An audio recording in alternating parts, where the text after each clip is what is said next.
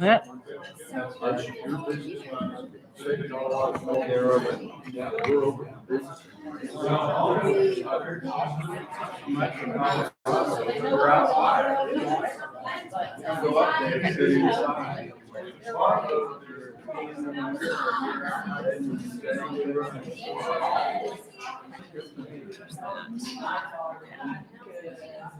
Well, this latest variant, I think we're all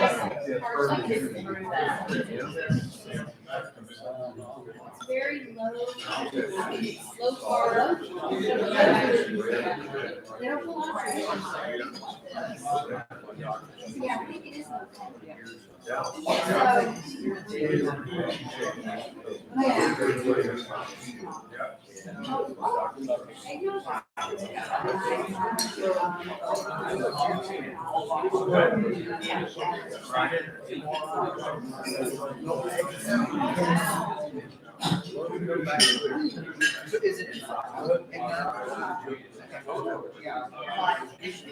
Well, they need to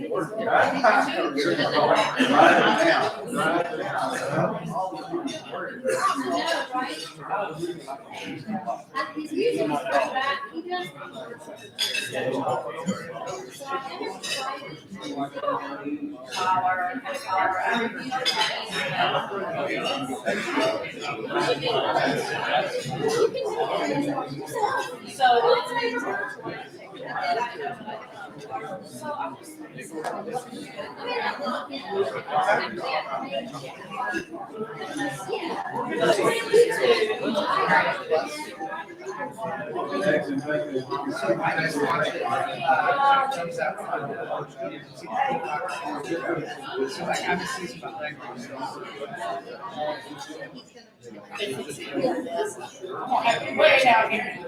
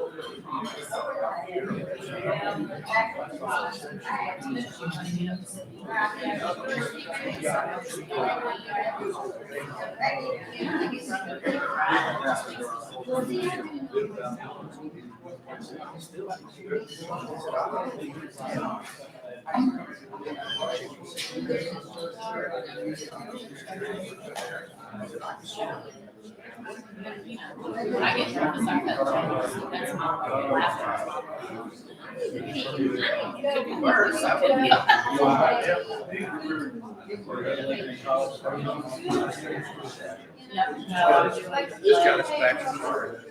I got to start Rotary. Yeah.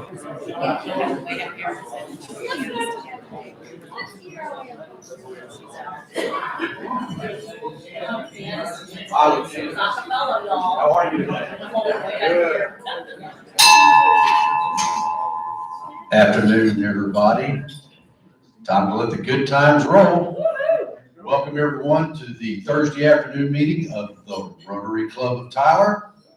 Is everybody happy? Yes. Yeah. Yeah, good. I've been out of town since early Monday morning. Just got back to town, haven't even been home yet, but it is sure good to be back in Tyler. It's good to see everybody. Folks, go ahead and make sure that your cell phones are turned to vibrate. And at this time, I would like to bring up the shy, soft-spoken Rochelle Lee Ward to lead us in our national anthem and the Pledge of Allegiance. If you'll please stand. You're nervous? I don't believe that. Did he say shy? And bashful. All right, y'all, thanks. I pledge allegiance to the flag of the United States of America and to the republic for which it stands, one nation, under God, indivisible, with liberty and justice for all. Okay, now we've got to do this a cappella. Acapella. Acapella. Oh, okay, ready? Oh, say, can you see by the dawn's early light what so proudly we hailed at the twilight's last gleaming, whose broad stripes and bright stars through the perilous fight o'er the ramparts we watched were so gallantly streaming, and the rocket's red glare, the bombs bursting in air, gave proof through the night that our flag was still there. Oh, say does that star-spangled banner yet wave o'er the land of the free and the home of the brave. Thank you, Rochelle. Thank you. Thank you, Rochelle. And now for our invocation and introductions, let us bring up Brooks Melton. Brooks. Is Brooks Melton here today? Well, okay. Robert, come on. You're elected, pal. Robert Penny, ladies and gentlemen. How y'all doing? Good. Father God, thank you for the opportunity to come together, to learn, to fellowship, and to just be spurred on to serve you by serving our community. I pray that you bless this time, that you bless the speaker, and that we would all end up somehow looking more like Jesus through being here and associating today. Amen. All right, well, let's get to introductions. First of all, do we have any visiting Rotarians? Not guests, but visiting Rotarians. Okay. I'm Carol Greenwald from Longview. Glad to be here. Welcome. Good to have you with us today. What about the back table there?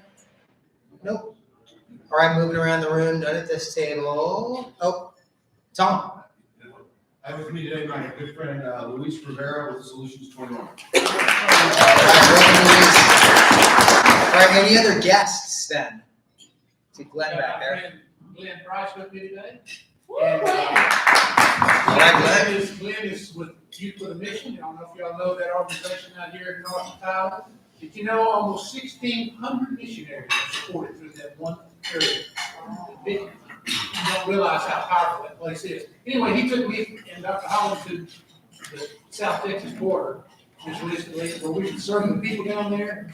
And then really, when we came back, we found out how to meet for the Border Patrol. And his group put together over 200 gift packs for the Border Patrol families on the border. So I'm really proud of my association. Here, here. Glenn's a good man. I encourage you to say hi if you haven't met him yet. Any other guests? All right, Bill. Thank you, Robert. Woo, good job. Before you leave today, folks, be sure and take a look at Pam Walter's outfit. She's got the girly girl thing going. Go ahead and stand up, Pam. She's got the girly girl thing going combined with camo. How original. Okay? Ready for battle, that's exactly right. I want to thank our greeter for today, Katie Hall. Thank you, Katie. And at this time, let's go ahead and bring up Paul Glasser for This Week in History. Thank you, sir. Today, the 20th of January in 1981, minutes after Ronald Reagan was sworn in as the 40th President of the United States, 52 American diplomatic personnel who had been held hostage at the American Embassy in Tehran, Iran, were freed after 444 days in captivity. The next day, the immediately outgoing President, Jimmy Carter, flew to Germany to greet them on their intermediate stop on the way back to the United States. On the 21st of January, 1977, speaking of Jimmy Carter, on the first full day of his presidency, and in the largest exercise of his power in U.S. history, President Jimmy Carter unconditionally pardoned 209,517 men accused of draft dodging during the Vietnam War. Of those pardoned, most were living in Canada, where more than 50,000 remained after the executive action. On the 22nd of January, 1973, we're still living with this. The Supreme Court handed down its decision in Roe v. Wade, overturning state laws against abortion as being unconstitutional. The Roe was a legal pseudonym for a woman named Norma Lee McCorvey. Wade was Dallas County District Attorney Henry Wade. Roe never appeared in court and in fact had no involvement in the case at all once it was filed in Dallas County. On the 23rd of January, 1968, the Navy intelligence ship USS Pueblo was captured in international waters off the coast of North Korea. The crew was held for 11 months to the day, during which they were repeatedly beaten, tortured, and made to participate in staged propaganda appearances. To secure the crew's release, the U.S. apologized for breaching North Korea's territorial waters, immediately withdrew the apology after they were released. The crew was repatriated. The Pueblo remains in North Korea. It's a propaganda museum in Pyongyang. It is still officially a commissioned U.S. naval vessel, now the second oldest behind the USS Constitution. On the 24th of January, 1972, local farmers in Guam discovered Shoichi Yakoi, a Japanese sergeant, still wearing the threadbare uniform that he was wearing when Japanese forces retreated from Guam in 1944. Yakoi avoided capture and hid from U.S. forces rather than surrender. He fashioned survival tools and hid for 28 years, awaiting the return of Japanese troops. He was unaware that World War II had ended. On the 25th of January, 1905, at 3,106 carats, the largest diamond ever discovered was unearthed in a mine in Pretoria, South Africa. The mine owners sold it to the provincial government, who in turn gave it to King Edward VII of Great Britain. The diamond was cut into many smaller stones, the second largest of which, at 317 carats, sits in the British Imperial State Crown. And on the 26th of January, 1934, Samuel Goldwyn purchased the film rights to the L. Frank Baum children's book, The Wonderful Wizard of Oz. The film debuted on August 11, 1939. Took about 5 years to make the movie. It debuted in Kenosha, Wisconsin, and Cape Cod, Massachusetts. And it was not a box office success, by the way. The Wizard of Oz didn't become a big deal until CBS ran it every year at Thanksgiving. And that's when it became that's when it became a big deal. Birthdays in the coming week today: Buzz Aldrin, Apollo 11 astronaut, turns 92, one of the 4 men who walked on the moon, one of 4 12 men who walked on the moon who's still alive. Tomorrow, Gina Davis, the actress, turns 66. On Friday, PGA great Jack Nicklaus turns 82. On Sunday, any Law & Order SVU fans, SVU fans, okay? Mariska Hargitay turns 58 on Sunday, and Neil Diamond turns 81 on Monday. Yeah, and that's this week in history. Well done, Paul. Thank you, thank you. And at this time, I'd like to ask our foundation president, Dr. D.M. Edwards, to come on up for a special presentation. Thank you, President Bill. Today's a great day in the life both of our club and our Tyler Rotary Foundation. We're going to have special presentations today and again on Thursday of next week to make 2 gifts from the foundation. Today, we're delighted to present a check for $5,000 from the Tyler Rotary Foundation for the medical project in Guatemala. And before I ask our former district governor, past president of the Longview Rotary Club to come up here, let me give you just a little bit of background. Many of you saw the slides that we had going before the meeting of the hospital in Guatemala, the difficult conditions there with no air conditioning and areas that need substantial upgrading for proper medical care. The Tyler Rotary Foundation had its beginning in 1995 when Dr. Nichols was the president of the club. We still owe him the gratitude for all the good that the foundation has accomplished since 1995.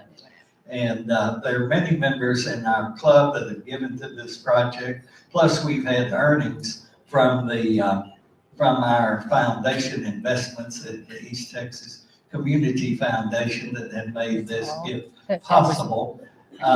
Many of you that are new members of the club have not yet become a Billy Hibbs Senior Fellow of the Tyler Rotary Foundation. Billy Hibbs Senior was president of our club about 30 years ago. And when you give $100 a year over a 10-year period, or you give $1,000 at one time, or 2 $500 gifts to become a Billy Hibbs Senior sustaining member of the Tyler Rotary Foundation. And so at this time, I want to ask, as we make this presentation, all of you that are Billy Hibbs Fellows of our Tyler Rotary Foundation, would you stand here in the room and let us recognize all of you that are sustaining members of our foundation. Thank you so much. And we invite all of you to consider doing that when you pay your dues. Every 6 months, you can make a contribution to the Tyler Rotary Foundation to help make that happen. At this time, before we present both the big check and the actual check here in the envelope, I want to ask our former district governor, Carol Greenwald, who's been heading up this project for District 5830, to come up here and give us just a little explanation of what all this will mean to the medical facility in Guatemala. Thank you. It's my pleasure to be here today and to speak on behalf of our friends, Rotarian friends in Guatemala. We are linked with a small club there. It's called the Tikal Rotary Club. They meet about an hour away from that massive temple area that was part of the Mayan civilization. Those beautiful pyramids that are there. This Tikal Rotary Club of 14 Rotarians, 12 of them who happen to be women, are one of the most dynamic, active clubs I know of in the world. They do projects with monies that they gather from all over the world. We are one of their major links. And so they talk about how grateful they are for generous East Texas Rotarian friends. And that's what you are as a part of this project. The link there is Dr. Evan Mariquin. She is an ophthalmologist. She and this hospital where she serves a population of 650,000 people. She is the only ophthalmologist for that population group. She routinely saves little tiny infants from becoming blind by having growth and things over their retinas. And she, through laser surgery in the capital city, she helps to prevent blindness and also treat many others who have eye-related needs. But she has become our link. She identifies projects, she and her club, and we, through the means and really the gifts that have been given to us here in our area of the world, are able to link with them and do projects. This project is the maternity ward. They have 50 births per day. The big hospitals in Dallas don't have near that kind of load of births, but 50 per day. And the conditions in the maternity ward that you may have seen the pictures in the hot weather months reaches 115 degrees apparent temperatures. And so I have seen the mothers trying to fan their tiny little ones because the little baby systems can't react and can't deal with those kind of temperatures, and they spike fevers. So you worry about brain damage and things like that that could be life-threatening for these little ones. This project will air condition that space.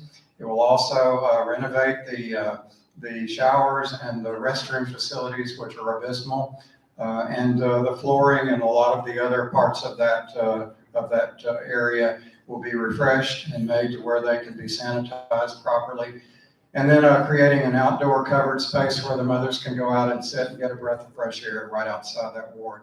You are a part of that. Each of you, through your generosity and this foundation that your club supports so well, are doing a great thing.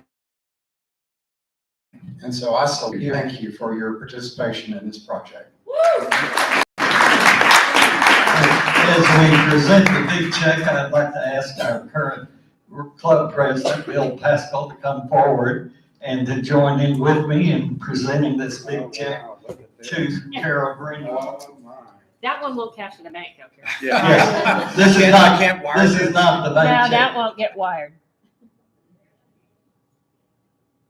Okay, let me get a little closer because we've got all that glare. Yeah, we need to turn it slightly. There we go. There, that's a whole lot better. Okay, 1, 2, 3. One more just for measure. Okay, thank you, sirs. And then we'll save that for later. Here's the real check to deposit. Thank you for being here today. This will put us over the top. It's a $31,000 project, and this puts us over the top on the fundraiser. Guys, give yourself a hand. Well done.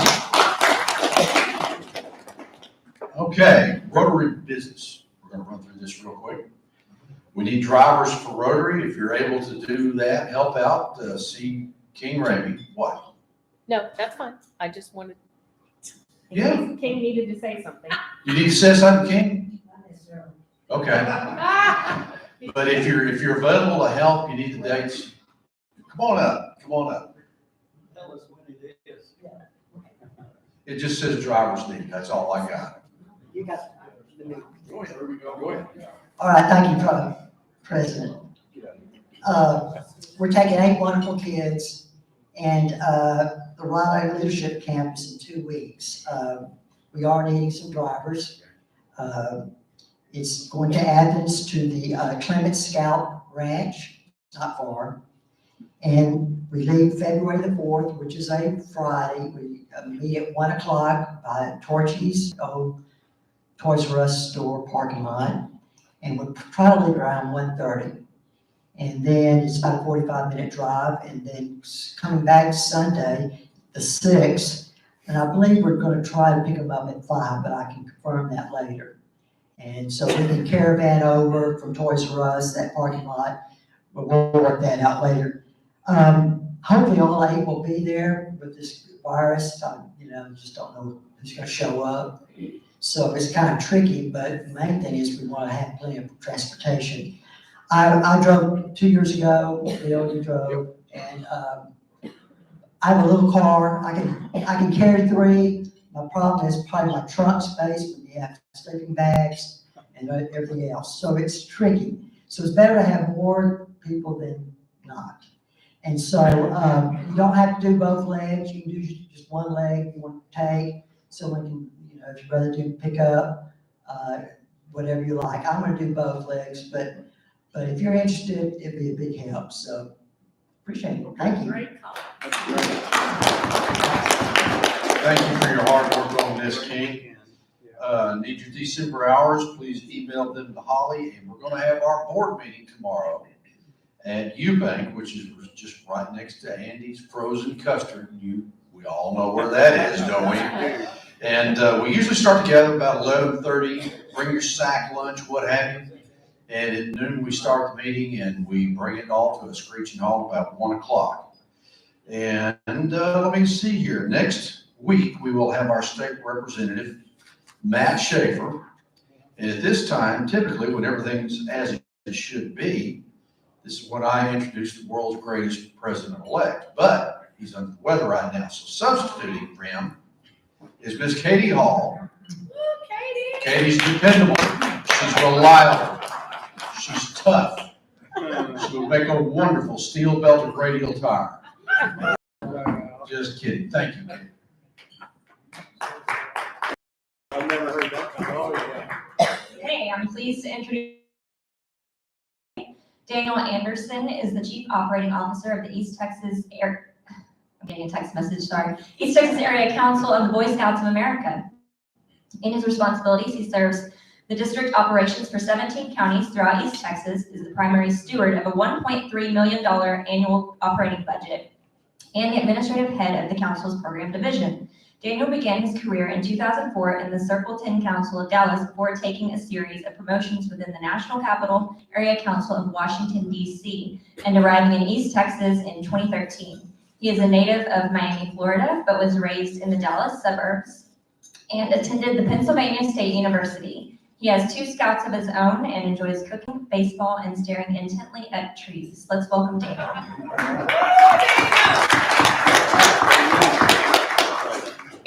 Thank you so much. Set that down. One of the things I appreciate is, you may have noticed in the bio the use of definite articles. See, I attended the Pennsylvania State University, which is why it's such a pleasure to speak to the Rotary Club of Tyler. But it's also a joy to speak to Rotaries because there's a whole lot of translation I don't have to do. See, there's a long history of relationships between the Boy Scouts of America and Rotary clubs. We share some of the same language. We obviously share the same dedication to service above self, and what we try and practice and what we try and teach in building communities. But it goes deeper than sort of just the spirit of the law. It's in the language too. When you look at the 4-way test and how it compares to the Scout law. First, is it the truth? What's the first part of the Scout law? Trustworthy. A Scout is trustworthy. So we both put that trust and that interpersonal faith in each other right at the top of what we do.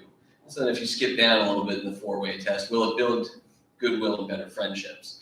Well, let's see, you got to go to the 4th point of the Scout law before we hit friendly as well. So very common, Rotary is, as we talked about, Guatemala.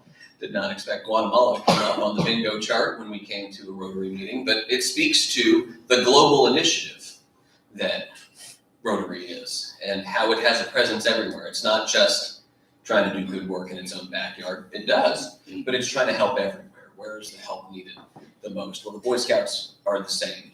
We are part of the World Scouting movement. We don't believe in just only service to people who look like us and sound like us and live next to us. Service is for everybody. Service is for all of us. Rising tide floats all ships. So again, common ground between the Scouts and Rotary. I want to start in talking about scouting, Boy Scouts, the East Texas Area Council, by addressing the $2.6 billion elephant in the room, which is, for anyone who has seen Wall Street Journal, seems particularly intent on covering this, a number of other outlets. There's some movement within the national organization. Over the course of the last really 25 years, there have been a number of lawsuits, allegations of negligence, sexual abuse claims against Boy Scouts, really against any nonprofit, but particularly against the Boy Scouts. You never want to say that comes with the territory because wrong is wrong is wrong. But in a youth-serving organization that is expansive as we are, there are things that got overlooked and got missed, and we believe victims. We want to start off by saying that. We have made significant changes since the early 80s, and then again in the 90s, and then again in 2010s to ensure youth safety. And if you look at our incidents of any kind of abuse, injury, anything like that, we are now among the lowest of all youth serving organizations nationwide. That doesn't mean that what happened 60, 50, 40, 30 years ago didn't happen. And so in response to those lawsuits, those allegations, and those mistakes that were made decades ago, before I was born, the National Office of the Boy Scouts of America recognized the need for reorganization. And one of the tools available to nonprofits, to any business, in that reorganization is chapter bankruptcy, because that gives us the opportunity to get things right. And so we have said from the beginning, speaking for our national office here, that there are two things we want to do. We want to equitably and fairly compensate the victims. That comes first. Do the right thing. But second, we want to make sure that our organization is better and stronger as we move through that. And so through partnering with our chartered organizations, with our insurance companies over the last 60 years, through contributions from local councils like the East Texas Area Council, based right here in Tyler, Texas, we have put together a $2.6 billion trust to compensate those victims. So people say, okay, this is a national issue. So how did this look for East Texas? Well, when we went through this process and they asked everybody to submit their claims, we received 174 claims specific to the 17 counties in East Texas dating back to 1948. That's where we had the first claim. So again, remember, we're now talking about something 70 years ago. We went through those. They asked us to verify, were they registered? Part of scouts, they say this abuse occurred in scouting. Well, of those 130, they said East Texas. Well, East Texas might be Paris to them, might be Texarkana, might be Beaumont, it might be east of Dallas. You know, if you're east of 75, they were calling that East Texas. So 30 of those 174 did not apply. Of the remaining 144, 100, exactly 100, spooky, but it was exactly 100. There was no record of those claimants ever being in scouting. That doesn't mean that abuse didn't occur. That doesn't mean that something didn't happen. That doesn't mean they're lying. That just means that what may have happened, someone may have said, yeah, this is a scout troop, come on this way. But it wasn't chartered by us. It wasn't monitored by our leaders. That's not to say we're escaping culpability, but it's to say that a lot of what we've been hearing about 82,000 claims nationally of abuse may not necessarily translate to 82,000 incidents of abuse. And of those 44, we have gone into detail and looking into what happened and where and how we can prevent anything like that from ever happening again. So what kind of local impact has that had? Now that we've talked about sort of the big nasty part, well, the answer is not a lot, not much. This is something that our national office is addressing with a reorganization. With the 17 counties we serve and the $1.3 million budget we have carried on. We have had a lot of good to report. We spent 10 of the 12 months in 2021 in the top 10 nationally for percentage of membership growth. So thank you.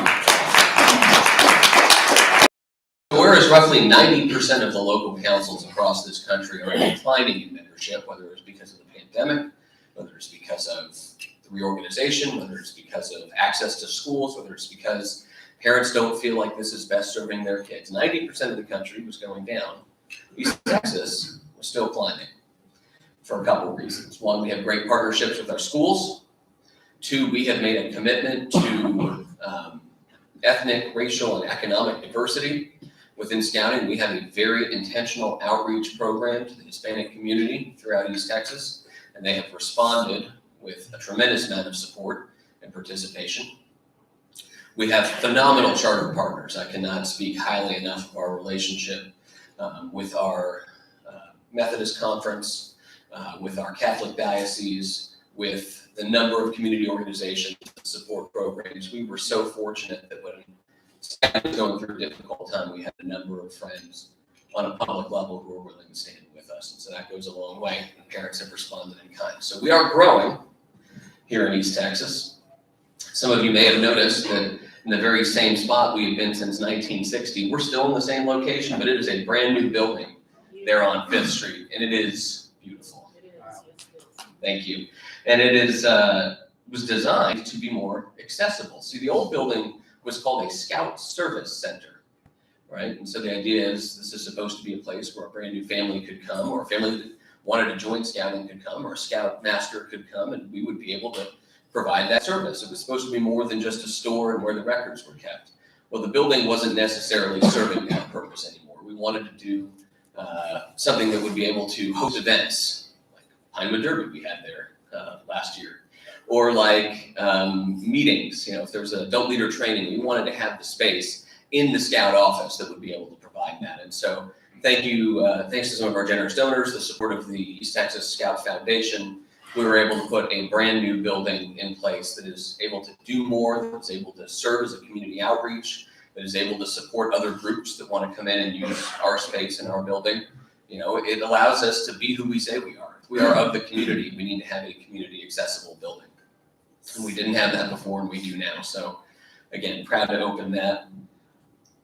We had 3 full weeks of summer camp. You know, there were a lot of councils that have been shutting down summer camps, right? One of the most iconic things you can think of when it comes to the Scouts is camping. And I'll kind of get into that later as to why that's both absolutely true, but has also hurt us in some ways. But we were able to run 3 weeks of summer camp. We set records at our turkey camp, which is a condensed version of summer camp that happens right before Thanksgiving while the kids are out on break. We still run a winter camp, which has been around in East Texas for 50 years now. A lot of councils couldn't figure out how to make the transition through COVID into being able to operate a camp safely.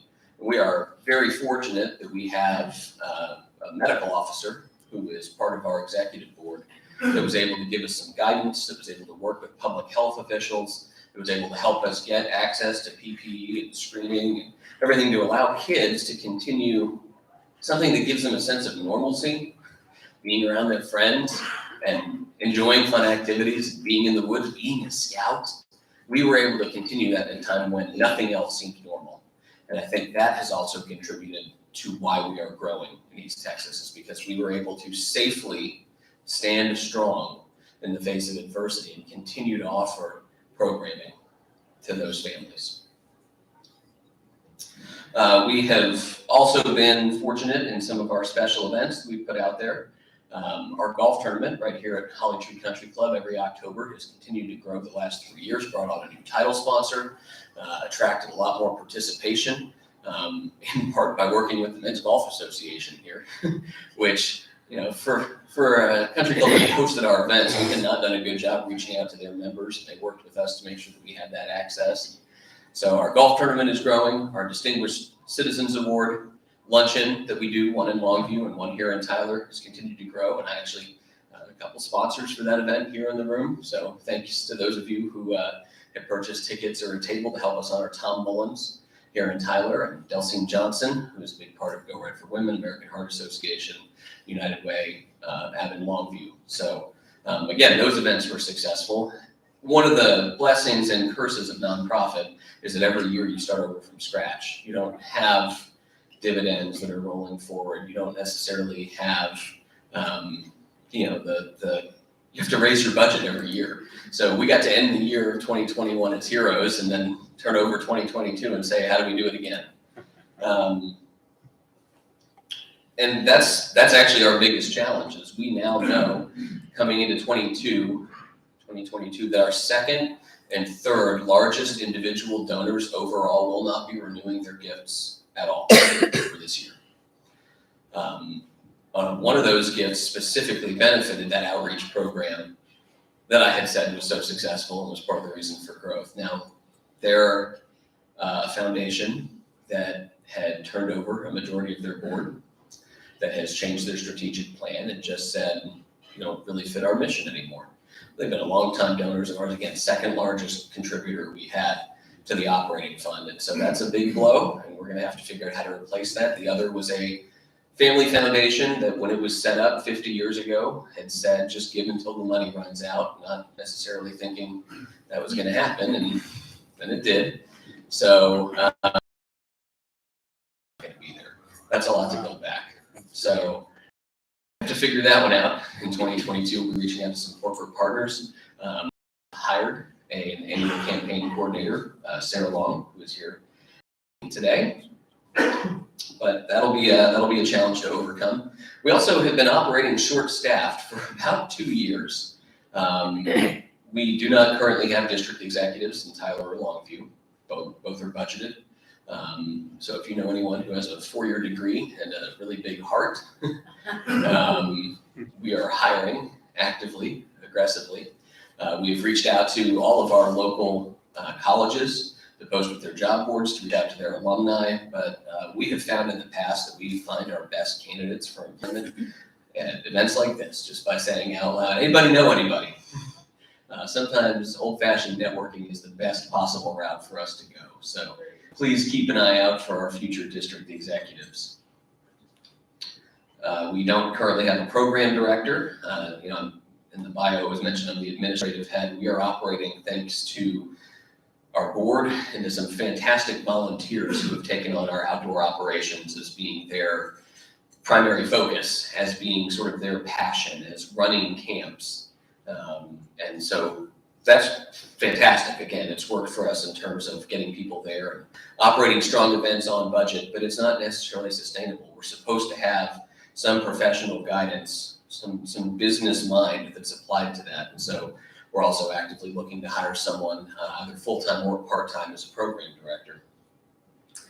We also have had the benefit the last few years of some federal funding, whether it is through the payroll protection program, whether it is through the one that reimburses the benefits, and I can't think of what it's called, but there's,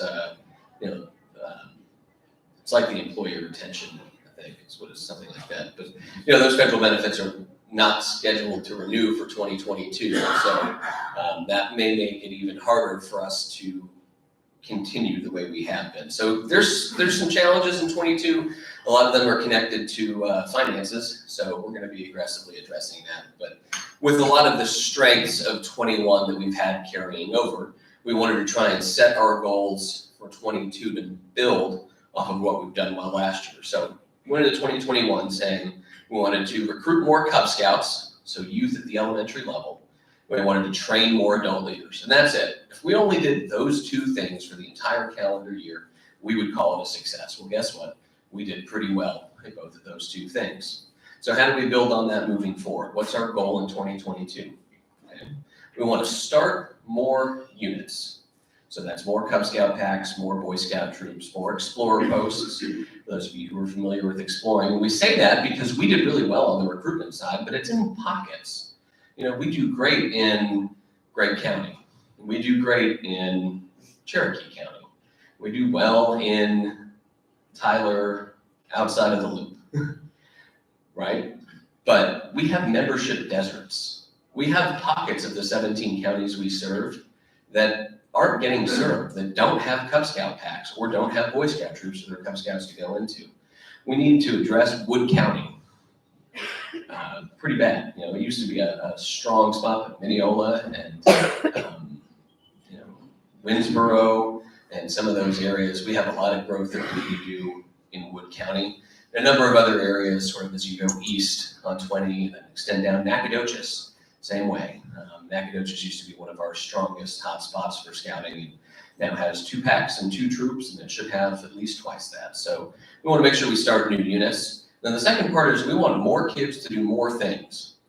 And I know that sounds pretty simple in terms of our mission, but the attendance we have at summer camp and at district camporees and at Cub Scout day camp and at some of the Mom and Me events that we run is hugely important. That's both retention of the scouts we currently have and the opportunity to attract more. And that's activity revenue. So and it's consistent with our mission. If you are actually learning the skills by practicing them with your peers in a leadership setting, in the woods, you're really hitting all the important parts of scouting right there. So we want to make sure that we are starting more units and getting more kids to do more stuff. That's really the pinnacle of our 2022 goals. And we want to make sure that we focus on the kids. As much as we've talked about the business side, both on the national level and local level, We think our success is going to come from keeping our focus on what is good for youth. And that's one of the things that I want to talk about in terms of our image. You know, a lot of people, when they think of scouting, they think of the Rockwell paintings. They think of meeting in church basements. They think of us as a camping club that their grandfather was a part of. And one of the things that I try and take every opportunity to point out is how dynamic the Boy Scouts of America have been in evolving. You know, where we are teaching about cyberbullying, we are teaching about digital security, we are teaching coding and programming. Yes, we're still teaching you how to start a fire, and how to build a shelter in wilderness survival. We're doing all of the things that have made us a cultural touchstone over the last 100 years, but we're adding more and more. So we are not going to be limited by who people think we are. We are going to be ambitious with what it is that young men and women need. What are they not getting from schools? What are they not getting at home? How do we continue to build on what they are learning in their churches? How do we continue to build on what they're learning through their sports teams? How do we make sure that we are giving kids what they need? At this time, I want to open it up to any questions that you may have. Dr. Edwards. For a number of years, the East Texas Area Council has been gracious to provide the Governor Bill Clements Boy Scout Camp in Athens for us to use for our Rotary Youth Leadership Awards program. Is that still a continuing relationship there? I actually just had a little virtual teleconference with the leaders of the RILA event and the leadership over at Clements and us as kind of the administrative center for that. So yes, each of us kind of carries a different portion. They send their staff to us. We make sure their staff is trained. We pass that on to Clements. Clements gives them the facilities. So we are very thankful to be able to work with our Rotary district and the staff of that RILA event and the Clements Scout Ranch in Athens to make sure that we keep a really good program that teaches leadership to young men and women, strong and healthy and vibrant. Yes, sir. Is it still called Boy Scouts of America, or is it now called Scouts USA? What's the thing with the admission of girls back in 2017 or whatever it was? Great question. We get that one a lot. So the company name, the organization is still the Boy Scouts of America. Within the Boy Scouts of America, see, there's tying it back to the beginning, or definite article again, the BSA. There are a number of programs. So you've heard of Cub Scouts, you've heard of Exploring. Well, our core program that we offer for young men and women ages 11 to 17 is now Scouts BSA. So the organization is the Boy Scouts, but within the Boy Scouts, we have Cub Scouts, Scouts BSA, Venturing, Sea Scouts, and Exploring. So there is some confusion over naming, but we are still the Boy Scouts of America. Well, forgetting the name, is there a program that's still exclusively for young boys? Besides Cub Scouts, adolescent boys? Yes, a Boy Scout troop, a Scouts BSA troop can either be all girls or all boys. It's not a mixed troop. We don't mix our troops like that. So we below still? We do, but again, even on the Cub Scout level, it's a boy den and a girl den. So there is still that exclusivity. Now, when you go to a district camporee, you might have the boy troops in campsites 1 through 4, and the girl troops are in campsites 5 and 6, but it's still a boy troop and a girl troop. Cannibalizing the Girl Scouts. If we're lucky. Yeah.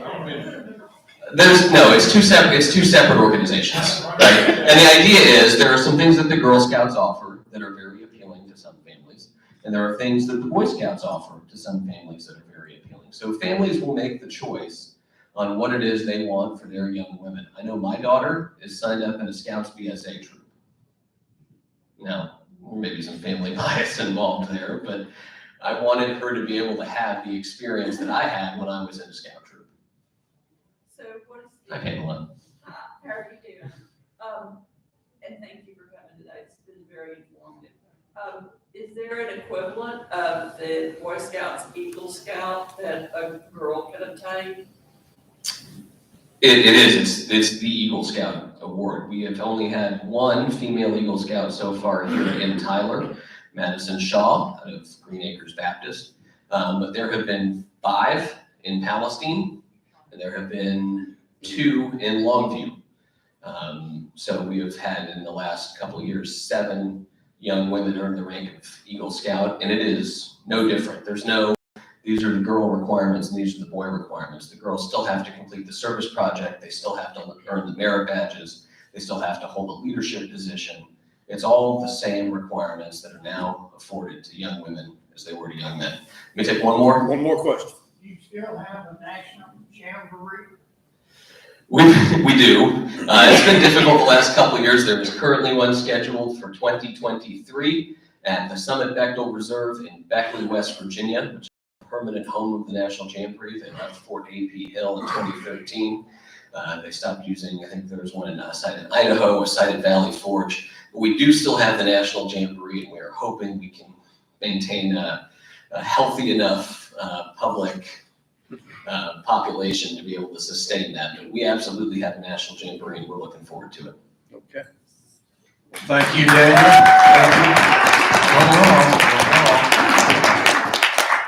Daniel, we want to present this to you. We're going to donate a book in your honor, or in your name, to the Rotary Council. Very enjoyable program, very informative, and hope to see you again here sometime. Thank you so much. All right. Okay, now it's that time for the Ace of Diamonds Award. And half the drawing is for the club, half the amount benefits to Tyler Rotary Club. Feeling lucky. Huh? Feeling lucky. Feeling lucky. I feel it. Half goes to the club, half goes to the Rotarian winner. We've got $1,364 and 35 cards. Woo, come on, man. $1,300. Feeling it. The last 3 are 762. 762. Who's got that? All right, John.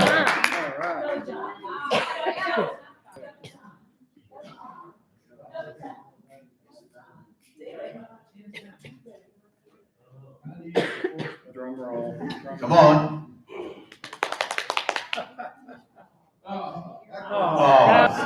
Close.